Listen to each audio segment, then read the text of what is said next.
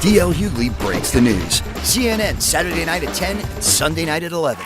Republican Congressman Ron Paul. Ron, you ran for president.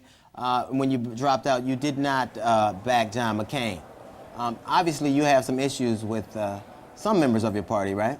Right, yeah. When they don't live up to their promises, you know, if they call themselves fiscal conservatives and then they double the size of the budget and the deficit, right, then I can't with a clear conscience support them. So you were against George Bush's big spending, too? Oh, absolutely, and certainly I was against his foreign policy and his violation of personal civil liberties, the privacy that he was invading and the secrecy of government. I didn't like any of that. I'm sort of an old-fashioned conservative that believes in the Constitution. Now, you also voted against the President Obama stimulus package. Obviously, you had reservations about that. Why was that? Well, I don't think it's going to do any good. Most of that money so far hasn't helped the little guy. It's going to Wall Street. If they'd have taken all that money and just sent checks out, it would have been better off. I would like to get the money in the hands of the people. I don't trust the government, and I don't trust the politicians and the bureaucrats because they bail out their buddies. What we want is to get more money in the hands of the people. That's why I would just suspend the income tax, and everybody would get a pay raise immediately. And there still are a few people that are employed, so this would be a big boost to the economy. Then the people make the decisions rather than bailing out corporate giants and banks, and then they take their money and they get billions of dollars worth of bonuses.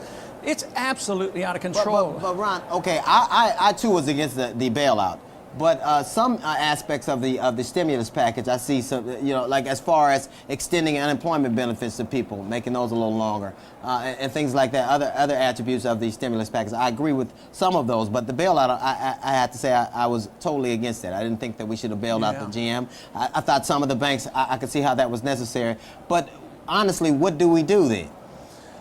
Well, you have to understand how we got into this mess, and we got into this mess because we spent like there was no tomorrow. We all spent like there was no tomorrow. Yeah, we elected the Republicans to back off from big government, and they doubled the size of everything and ran up the deficit. So we spent too much, we borrowed too much, and then we started putting pressure on the Fed, and the Fed acts on their own, and they started inflating, that is creating credit out of thin air. They're the ones who really causes the boom, and they literally bring about the bust. After the Depression ended, after the World War II, the spending went down 2/3 and taxes went down 1/3, and that's when the Depression finally ended in the late 40s.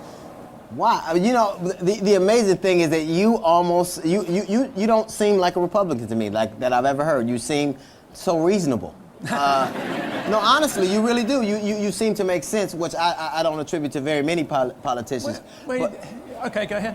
But the government does have to do something. I think we're very panicked. I think the electorate is clearly nervous.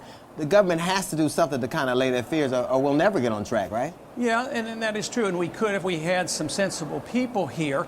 And even though I am a strict constitutionalist, I don't believe in most of these programs, I still have an interim set of priorities.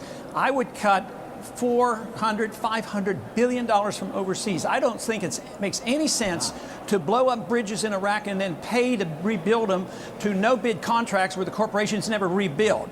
I say spend all that money back here at home. We could save enough money by just changing our foreign policy, cutting down on our deficit, and still take care of people that we have taught to be so dependent. We spend over $1 trillion a year maintaining the American empire, but nobody wants to give up on the empire. Wow. Not even this new administration. They're pursuing the Bush policies in the Middle East, and they're not cutting back. And yesterday I gave a speech on the House floor, and I literally bet the troops will not be out of Iraq in 2011. Right. Because we're going to have a big amnesty, and we're going to have 56 military bases, and believe me, that is very offensive to the people of Iraq. Ron, you're too human to be a Republican. Now, I was on Bill Maher about a year and a half ago or so, and you came on, and you came on by satellite, and you were explaining about the Civil War, how it didn't need to be fought, And I was at first like, he's saying that it didn't need to be fought. But when you explained it to me, I thought it was one of the most pragmatic, reasonable things I've ever heard a politician say. Well, you know, the other nations in the West that had slavery all got rid of slavery without a civil war.